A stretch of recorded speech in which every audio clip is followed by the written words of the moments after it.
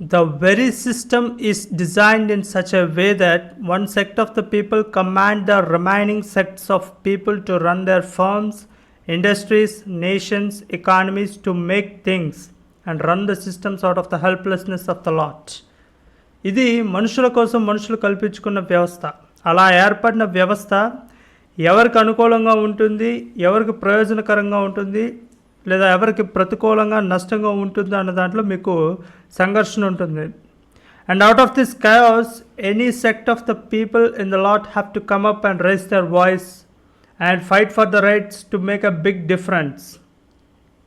ఆ నష్టాన్ని ఎదుర్కోబోయే వ్యక్తులు ముందుగానే దాన్ని గ్రహించి దాని నుంచి బయటపడే మార్గం కోసం తక్షణమే అన్వేషించి దానికోసం సంబంధిత అధికారులతో నాయకులతో చర్చించి సమస్య నుంచి బయటపడమే కాకుండా తద్వారా ప్రజాస్వామ్యాన్ని కాపాడే బాధ్యతను వారే తీసుకోవాల్సి